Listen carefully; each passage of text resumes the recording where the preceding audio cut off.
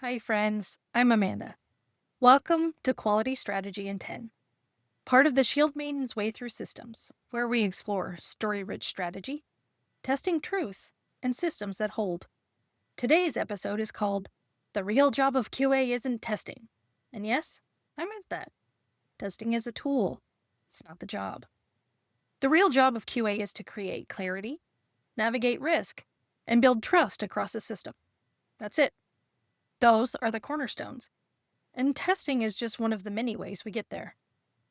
Too often, QA gets reduced to coverage reports, regression checklists, or endless JIRA tickets. And don't get me wrong, those things have their place. But they're not the point. They're not what makes quality strategic. Real quality work shows up in the spaces between the artifacts. When something's unclear and someone asks the question no one else thought of to ask. When something feels brittle and we name the risk before it becomes a fire. When we translate complexity into insight, and someone on the other side of the table finally says, "Oh, I get it now."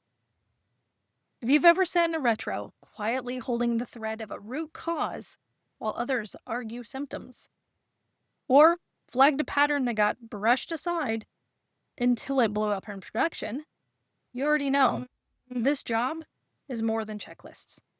And here's the thing, not just a QA who does this. Developers who advocate for better failure handling. Product folks who ask, what happens if it breaks? Designers who think through the edge cases. Leaders who take a moment to slow the room down and say, let's make sure we understand the risk here. That's all quality strategy. It's the work of trust.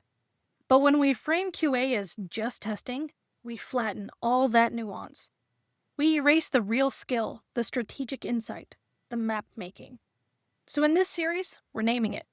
We're giving language to what so many of us already do, and a frame for helping others see the value too. So what is the real work of quality? Let's break it down. It starts with clarity.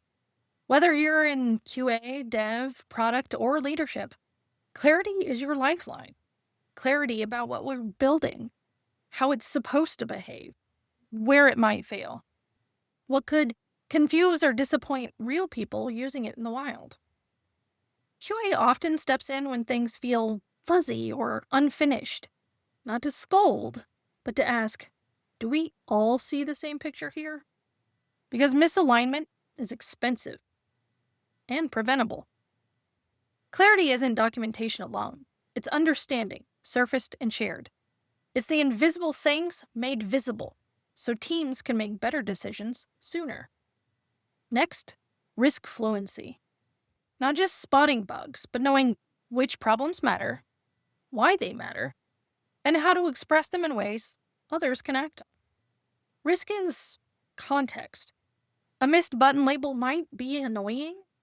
A mistimed backend update could expose sensitive data. Same effort to fix, very different stakes.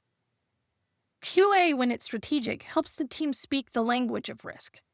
We frame things not as defects, but as decisions. Here's what's vulnerable, here's what it could cost, and here's what's at stake if we ship it this way.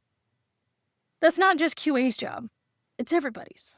But QA often sees the pattern first because we're trained to look where the systems bend. And finally, trust. Trust is what keeps people coming back. Trust that your product works. Trust that it won't break when they need it the most. Trust that when you promise something, you deliver. That's the contract. And QA is one of the last lines of defense before the contract goes out into the world. But here's the truth. Trust isn't just protected by QA, it's built by everyone. Developers who write resilient code, designers who consider edge cases, product folks who ask, what happens if? QA just holds up the mirror and asks, is this still the story we want to tell? Clarity, risk, trust. They're not extra work. They are the work, if we want systems that hold. And when your work is about clarity, risk, and trust, not just technical, it's product work. which means quality doesn't sit on the sidelines, it belongs at the table. So, if clarity, risk, and trust are the real work of quality, then what does that look like when we show up? It's more than just checklists or approvals. It's how we guide teams through uncertainty and help them make better decisions sooner. Now, this takes a shift from being the gate at the end to becoming the guide in the middle. And you've probably heard it before. QA is the gatekeeper. And maybe once that made sense. But here's the truth. Gates don't scale. And fear-based processes don't build trust. The most effective QA folks I've ever worked with, they're not feared. They're not worshipped like some gate at the end of the release cycle. They're guides. They help navigate uncertainty. They surface context others miss. They ask questions not to block, but to reveal. And they do it with a steady hand and a systems-wide view. When you're in QA, you're often the one holding the map, especially when no one else has one. And that's leadership. Quiet leadership, maybe, but leadership all the same. Because it's not about approval power, it's about presence. Strategic QA shows up early, listens well, names what's brittle, and helps the team move forward with eyes open. They sit in the tension between speed and safety and remind everyone that the goal isn't just to ship fast. It's to ship something that holds up. And when the tension rises, I often bring up 3 words: fast, good, and cheap. You can have 2. The third one, it's going to cost you. And quality is usually the one that pays the price. So part of the job is helping people see the trade-off before it becomes regret. And the wildest part about it all, that kind of guidance doesn't require a QA title. It just requires someone who's willing to name the risk, to see the pattern, and to stay with the hard questions until something true comes out the other side. So let's stop casting QA as the gate at the end. It's the map in the middle. We're the ones who say, here's where it gets messy. Let's slow down and see it clearly together. This is where it all really starts to matter. If quality work is about clarity, risk, and trust, then it doesn't belong only in a dev cycle or at the tail end of a release, or buried in the backlog behind tickets no one reads. It belongs at the product table. Because the things we notice, they shape the roadmap. They shape the conversation around what done really means. They shape how your product holds up in the wild, not just on demo day, but on day 12, day 112, day 1012. When QA asks a good question early, it can shift an entire sprint. When QA names a risk in user behavior, it can reshape the success metrics. When QA sees a brittle integration coming weeks ahead, it can prevent the incident review nobody wants to be in. This isn't about getting QA a seat at the table just to be polite. It's about building the kind of table where quality is baked into every conversation.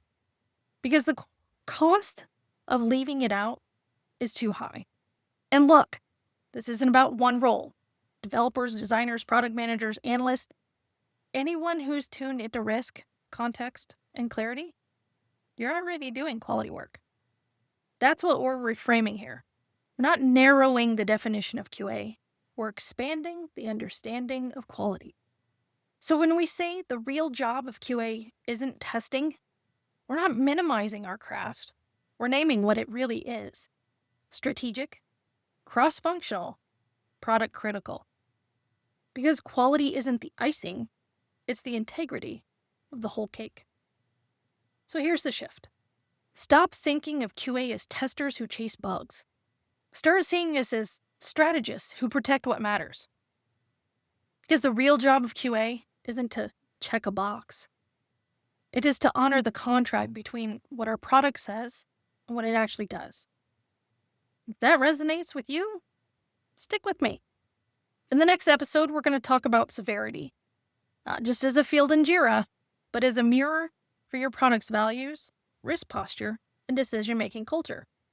Because bugs don't just break features, they expose how your team thinks about impact. This is the Shield Maiden's way through systems, a story-rich path to quality strategy, testing truth, and systems that hold. Wielding clarity, guarding trust, and walking the path with intention. Because even in the wilds of modern systems, someone should know where the path is. The views and opinions in this series are my own, and they do not represent any employer, client, or third party.